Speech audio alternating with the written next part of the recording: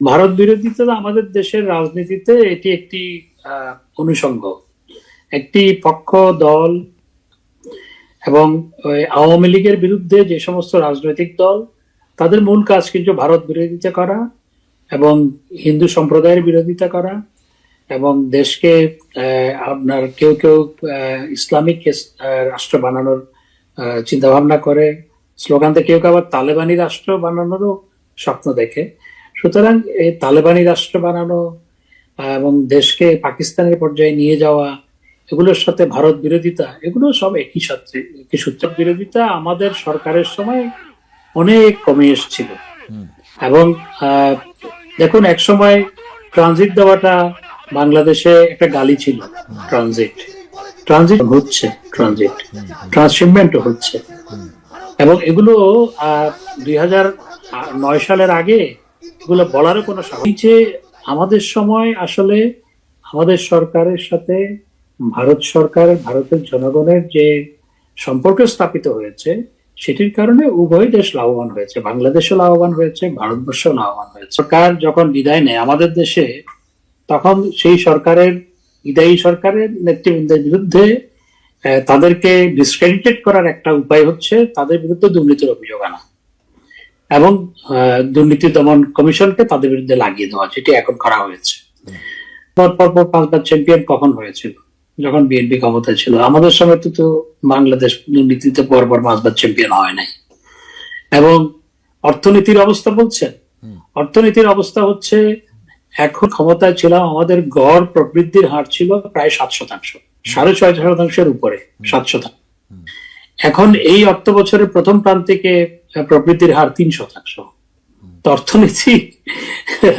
অর্থনীতি এখন কোথায় গিয়ে দাঁড়িয়ে?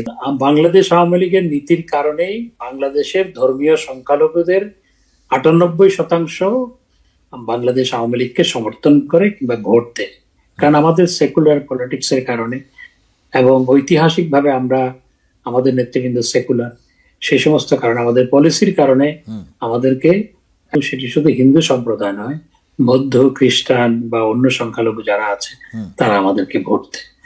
তো কাউকে ভোট দেওয়া যদি অপরাধ হয়, সে কেমন দেশ, সে কেমন গণতন্ত্র, সে কেমন স্বাধীনতা? আমার প্রশ্ন সেটি যে কাউকে সমর্থন করা যদি অপরাধ হয়, আওয়ামী লীগ সমর্থন করেছে বা করে, শুধু সংখ্যালঘু নয়, আওয়ামী লীগ সমর্থন করে বা করে কারণে মানুষকে ধরে পিটাচ্ছে, তাদের ঘরবাড়ি জ্বালিয়ে দেওয়া হচ্ছে, তাদেরকে ঝুলিয়ে পিটানো হচ্ছে, অনেককে ঝুলিয়ে পিটিয়ে হত্যা করেছে, এমন ঘটনা ঘটেছে আওয়ামী লীগ সমর্থন করার কারণে। আওয়ামী লীগ সমর্থন করার কারণে তাদের ব্যবসা বাণিজ্য দখল হয়ে যাচ্ছে, তাদেরকে ব্যবসা বাণিজ্য করতে দেওয়া হচ্ছে না।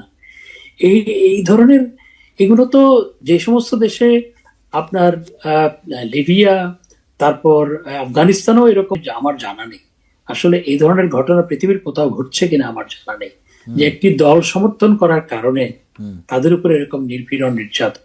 আর আপনি সংখ্যালঘু সম্প্রদায়ের কথা বলছেন, যে কোনো কিছু হলেই আপনার সংখ্যালঘুদের উপর নির্যাতন এবং তাদের বাড়িঘরে হামলা, তাদের ব্যবসা বাণিজ্যে হামলা, অগ্নিসংযোগ।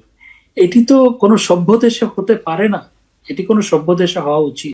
আমি মনে করি নির্বাচনে যাতে আওয়ামী লীগ আপনার দলগতভাবে অংশগ্রহণ করতে পারে, সেটি করার দায়িত্ব এই আপনার অন্তর্বর্তীকালীন সরকারের। এক ধরনের ফিল্ড, আবার বিএনপির জন্য আরেক ধরনের ফিল্ড, জাতীয় পার্টির জন্য এক ধরনের ফিল্ড, আবার জামাত ইসলামের জন্য আরেক ধরনের ফিল্ড। এইটা তো হলে সেটা কোনো সুষ্ঠু আবার নিরপেক্ষ নির্বাচন হবে না। সবার জন্য একটি লেভেল প্লেইং ফিল্ড দরকার।